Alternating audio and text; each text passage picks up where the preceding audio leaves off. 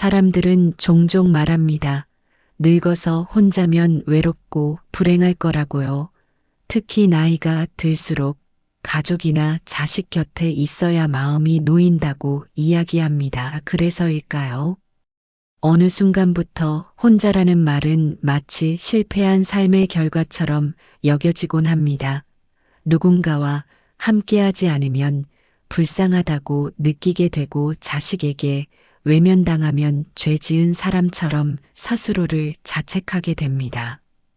하지만 정말 그럴까요? 혼자라는 사실이 왜 꼭 불행을 의미해야 할까요? 누군가 곁에 있어도 외로울 수 있고, 오히려 혼자일 때 진짜 자유로움을 느끼는 사람도 있습니다. 중요한 건 누가 곁에 있느냐가 아니라 어떤 감정으로 살아가느냐는 점입니다. 조선 민담집 속에는 혼자 살지만 전혀 외롭지 않았던 한 노인의 이야기가 나옵니다. 자식들에게 무시당하고 결국 산속에 들어가 혼자 살게 되었지만 그곳에서 그는 오히려 자신을 돌보는 법을 배웁니다. 매일 새벽마다 정성스럽게 나무를 쪼개고 소박하게 식사를 하며 자연과 함께 호흡하는 삶을 살아갑니다. 그리고 마을 사람들조차 노인을 찾아와 삶의 지혜를 구하곤 했습니다. 혼자이지만 그 어떤 가족보다 더 따뜻하고 단단한 존재였던 것입니다. 이처럼 혼자라는 상태는 불행함이 아니라 오히려 삶을 재정의할 수 있는 기회가 되기도 합니다. 불필요한 관계에서 벗어나 스스로의 욕구와 감정에 집중할 수 있는 시기, 오히려 그것은 축복일 수도 있습니다. 심리학적으로도 혼자 있는 시간을 잘 활용하는 사람일수록 감정 조절 능력이 뛰어나고 자기 효능감이 높다고 합니다. 자신이 무엇을 좋아하는지, 어떤 방식으로 삶을 꾸리고 싶은지 혼자만의 시간을 통해 성찰하고 실험할 수 있기 때문입니다. 특히 노년기에는 외부의 평가보다는 자기 삶의 의미를 스스로 발견해 나가는 과정이 더욱 중요해집니다. 불교에서는 이와 같은 상태를 비소유의 자유라고 표현합니다. 욕망에서 벗어나 존재 그 자체로 삶을 살아가는 태도입니다. 그 속에는 누군가에게 기대지 않고 자기 존재를 온전히 감당하는 지혜가 담겨 있습니다. 혼자라는 것이 누군가의 부재가 아닌 내면의 충만함에서 오는 평화일 수 있다는 사실 우리는 자주 잊고 살아갑니다. 혼자라는 것은 두려운 것이 아니라 새로운 가능성입니다. 내가 어떤 사람인지 알아가고 어떤 삶을 살고 싶은지 탐색하는 귀한 기회입니다. 물론 그 길은 외로울 수도 있습니다. 그러나 그 외로움마저도 껴안으며 살아갈 수 있다면 우리는 누구보다 단단한 존재가 되어 있을 것입니다.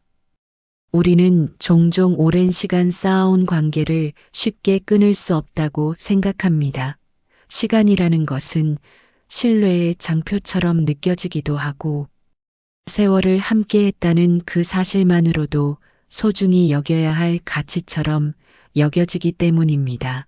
그래서 상처받고 지쳐도 오래된 인연이라는 이유로 참아내곤 합니다. 그러나 그 인연이 반복적으로 나를 깎아내리고 감정을 소모하게 만든다면 과연 그것을 유지할 이유가 있을까요? 심리학에서는 이런 관계를 감정적 착취라고 말합니다. 겉으로는 친구이고 가족이지만 사실상 한 사람만 일방적으로 주고 있는 관계입니다. 상대는 나의 희생을 당연하게 여기고 나는 그것을 당연히 받아들여야 한다고 믿게 됩니다. 이런 관계에서는 시간이 지날수록 자존감이 낮아지고 삶의 만족도 역시 떨어지게 됩니다. 무엇보다 문제는 이런 관계가 오래됐기 때문에 스스로 의심하지 않는다는 점에 있습니다. 고대 그리스 신화에서도 비슷한 이야기를 찾을 수 있습니다. 아르고 원정대는 처음에는 공동의 목표를 위해 모인 이들이었습니다. 서로를 의지하며 생사를 함께 넘겼지요. 그러나 목적을 이루고 돌아온 후 그들은 하나 둘 흩어졌습니다. 시간이 흐르자 각자의 삶이 달라졌고 그 시절의 동료였던 사람들마저도 다른 방향을 향해 걸어가기 시작했습니다. 처음엔 슬프기도 했지만 그들도 알게 되었습니다. 모든 관계는 목적과 시기에 따라 의미가 달라질 수 있다는 사실을요. 관계에는 유통기한이 있습니다. 이 말은 다소 냉정하게 들릴 수 있지만 인간관계에서 영원한 것은 존재하지 않습니다. 서로를 성장시키는 관계라면 오랫동안 이어질 수 있겠지만 한쪽만이 무겁게 짐을 지는 관계는 결국 소진을 불러옵니다. 그 소진이 자존감을 갉아먹고 일장을 지치게 만든다면 그 관계는 과감히 정리하는 용기가 필요합니다. 조선의 고전 설화에도 비슷한 장면이 등장합니다. 한 여인이 어릴 적 친구와 평생을 함께하기로 약속합니다. 하지만 세월이 흐르며 친구는 점점 그녀를 무시하고 이용하기 시작합니다. 그때 여인은 말합니다. 오래됐다는 이유만으로 소중히 여기는 것이 아니라 지금도 나를 소중히 여겨주는 사람만이 진짜 내 사람이라고요. 이 이야기는 관계의 본질을 꿰뚫는 말로 오래도록 회자되어 왔습니다. 오래된 인연이 모두 나쁘다는 말이 아닙니다. 중요한 것은 그 관계가 지금의 나에게 어떤 의미인가라는 질문입니다. 나는 그 관계 속에서 편안함을 느끼는가? 아니면 불편함과 위축을 반복하는가? 감정의 흐름을 잘 들여다보면 스스로도 알 수 있습니다. 더 이상 나를 지켜주지 않는 울타리라면 이제는 벗어날 때입니다. 자식이라는 단어를 떠올리면 우리는 자연스럽게 효도라는 단어를 곁에 놓습니다. 마치 부모와 자식 간의 관계는 도와주고 받는 구조로 구성되어 있어야만 온전한 것처럼 느껴집니다. 하지만 이 고정관념은 때로 많은 부모들을 상처 입히는 족쇄가 되기도 합니다. 특히 나이가 들어가면서 자식에게서 기대했던 모습이 돌아오지 않을 때 그 실망은 더욱 깊어지지요. 어느 날 당신이 자식에게 전화를 걸었을 때 엄마 요즘 바빠서 그래요라는 말만 반복된다면 그것은 단지 바쁨의 표현일까요? 아니면 관계의 온도가 달라진 신호일까요? 자식은 인생의 보답이 아닌 삶의 한 과정일 뿐임을 우리는 종종 잊고 살아갑니다. 융심리학에서는 부모와 자식 사이에 투사되는 감정을 깊이 있게 들여다봅니다.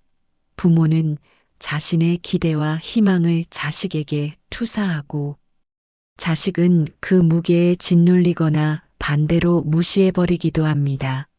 이때 부모가 기대를 거두지 않으면 관계는 서서히 금이 가기 시작합니다. 자식은 부모가 원하는 존재가 아니며 부모의 삶을 갚아야 할 의무를 타고난 존재가 아니기 때문입니다. 불교에서도 이와 비슷한 가르침이 있습니다. 부처는 제자들에게 애착을 버리라고 가르칩니다. 특히 가족에 대한 지나친 애착은 마음을 흐리고 괴로움을 키우는 원인이 된다고 보았습니다. 부모로서의 사랑은 애착이 아니라 자비에서 나와야 한다고요. 자비는 주되 바라는 바가 없는 사랑입니다.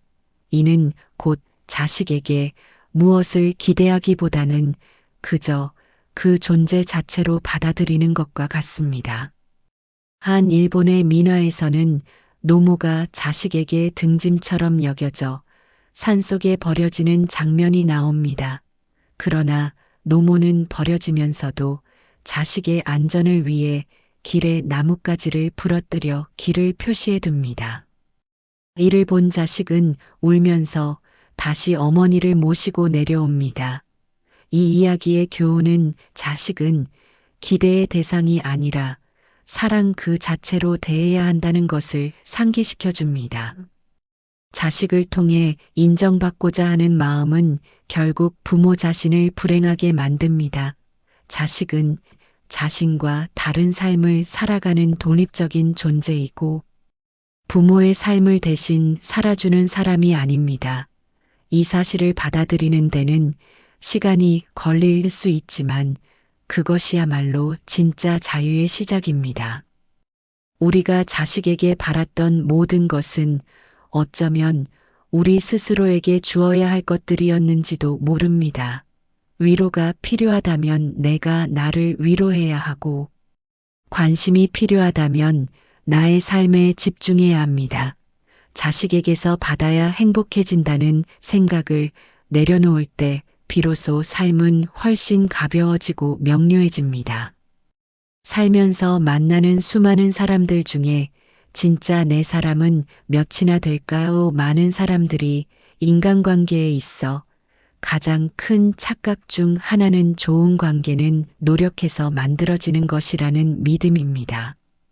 물론 관계에는 어느 정도의 배려와 수고가 필요합니다. 하지만 그것이 항상 일방적이고 피곤한 노동이 되어야 한다면 그 관계는 이미 균형을 잃은 상태일지도 모릅니다.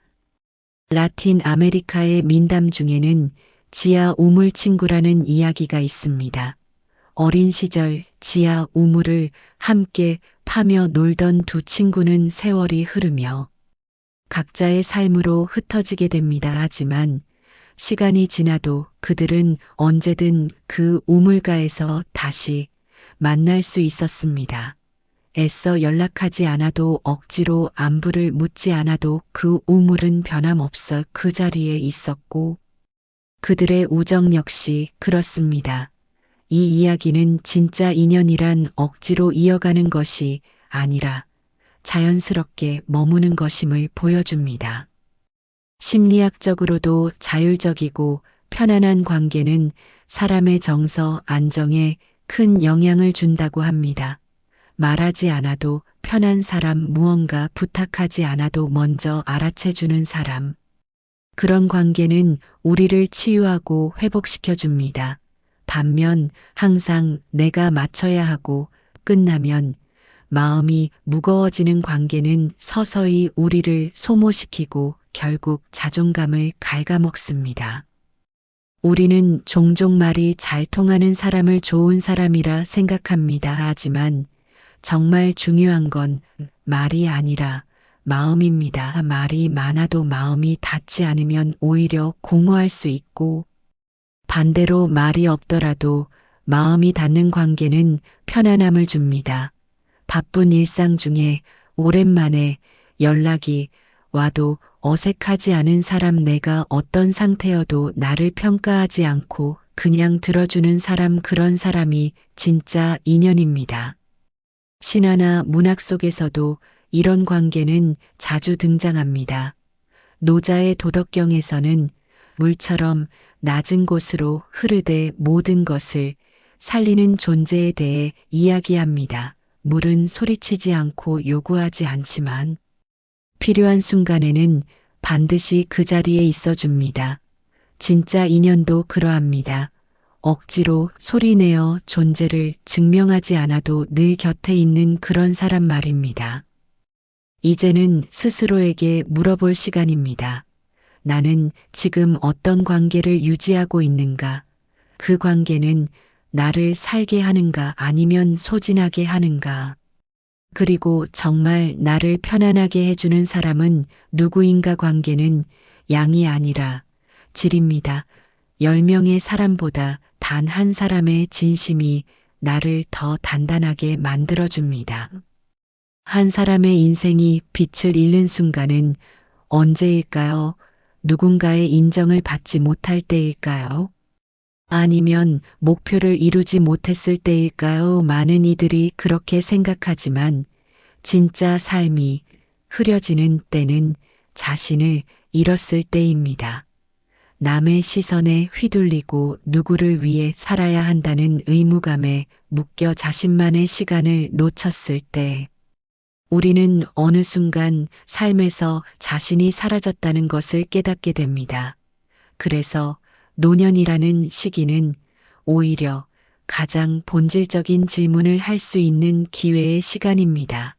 나는 지금 누구를 위해 살아가고 있는가? 그리고 진짜 내 삶을 살기 위해 필요한 것은 무엇인가? 첫 번째는 경제적 자립입니다. 돈은 삶의 무게를 좌우하지 않습니다. 그러나 경제적 자유는 마음의 자유를 보장합니다. 자식에게 손 벌리는 일이 자존심을 깎는 일이 될까 두려워 마음의 문을 닫아본 적이 있다면 당신은 이미 그 불편한 진실을 알고 있을 것입니다. 경제적으로 자립한다는 것은 누군가에게 의존하지 않아도 된다는 것이며 그것은 곧 내 선택을 지킬 수 있는 힘이 생긴다는 뜻입니다. 조선 후기 한 전설에서는 손에 작은 땅 한 떼기를 가지고 홀로 자급자족하며 살던 할머니 이야기가 등장합니다.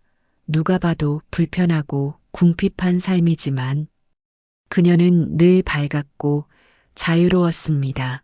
그 이유는 무엇이든 자신이 결정할 수 있었기 때문입니다. 경제적 자립은 자유의 첫걸음입니다. 두 번째는 건강입니다. 젊은 시절에는 당연하게 여겼던 몸이 어느 순간부터 내 뜻대로 움직이지 않기 시작합니다. 그러다 보면 외출도 꺼려지고 사람 만나는 일도 부담이 됩니다. 건강은 단순한 신체적 상태가 아니라 삶의 확장입니다.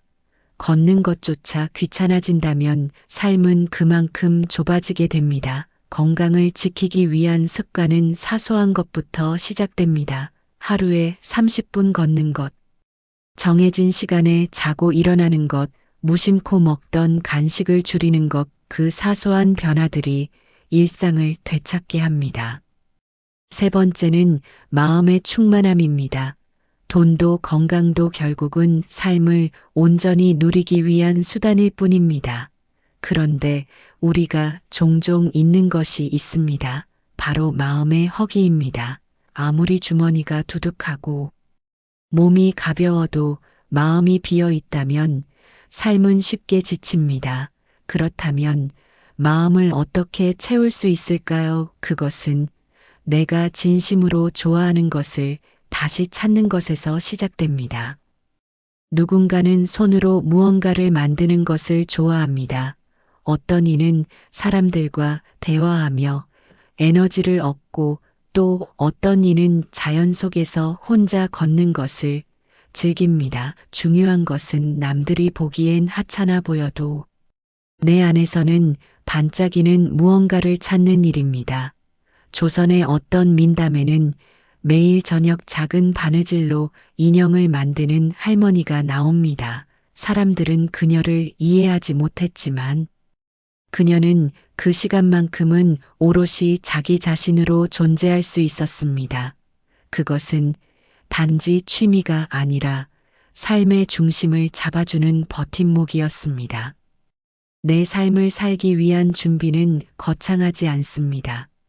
매일 아침 내가 나를 챙기고 오늘 하루를 기꺼이 살아낼 수 있는 작은 에너지를 만드는 것입니다. 삶은 그 반복 속에서 단단해지고 결국 그것이 자존이 됩니다. 우리는 자주 잊습니다. 노년에도 삶은 계속된다는 것을, 그리고 그 삶은 내가 어떻게 살아내느냐에 따라 충분히 달라질 수 있다는 사실을. 지금까지 살아온 날들을 돌아보면 우리는 참 많은 것을 견디며 살아왔습니다. 자식들을 위해 헌신하고 친구에게 마음을 내어주며 가족이라는 울타리를 지키기 위해 때로는 나 자신을 한없이 뒤로 밀어야 했습니다. 그러나 이제는 묻고 싶습니다. 그렇게 살아온 나는 지금 얼마나 행복한가요? 그리고 지금부터의 삶은 누구를 위한 것인가요? 이제는 자신을 위한 시간이 필요합니다. 남의 눈치를 보지 않고 나의 욕구와 감정에 집중할 수 있는 시간, 그것이야말로 진짜 어른의 삶입니다. 더 이상 누군가를 실망시키지 않으려고 노력할 필요도 없고 관계를 유지하기 위해 애쓰지 않아도 됩니다. 오히려 나에게 상처를 주는 관계라면 미련 없이 떠나보내도 됩니다. 그것이 이기적인 것이 아니라 건강한 선택이라는 것을 이제는 압니다. 노년의 삶은 더 이상 누군가에게 필요한 존재가 되는 것이 아니라 스스로에게 충분한 존재가 되는 것에서 시작됩니다. 누군가와의 관계가 아니라 나와의 관계를 회복하는 것에서 진짜 만족이 찾아옵니다. 하루하루를 오롯이 자신으로 살 수 있다는 것, 그것만으로도 삶은 충분히 의미 있어집니다. 혼자라는 사실이 더 이상 두렵지 않은 이유는 내가 나를 돌볼 수 있다는 확신이 있기 때문입니다. 경제적으로 자립하고 건강을 지키며 마음을 채워가는 삶은 타인의 도움 없이도 내가 나답게 살아갈 수 있는 근거가 됩니다. 그리고 그 과정에서 발견하게 되는 단 한 사람의 인연 또는 나를 편하게 해주는 소소한 일상이 결국 나를 지켜주는 가장 큰 울타리가 됩니다. 오늘 이야기 어떠셨습니까? 여러분의 경험도 공유해 주시길 바랍니다. 여러분의 삶 속에서 어떤 관계를 정리하셨고 어떤 순간에 나를 다시 만나게 되었는지 함께 나눠주신다면 이 글을 읽는 또 다른 누군가에게 큰 위로와 깨달음이 될 것입니다. 행복 가득하시길 진심으로 기원합니다. 이제는 당신을 위한 시간입니다. 혼자서도 충분히 행복할 수 있습니다. 그리고 당신은 그럴 자격이 충분히 있습니다.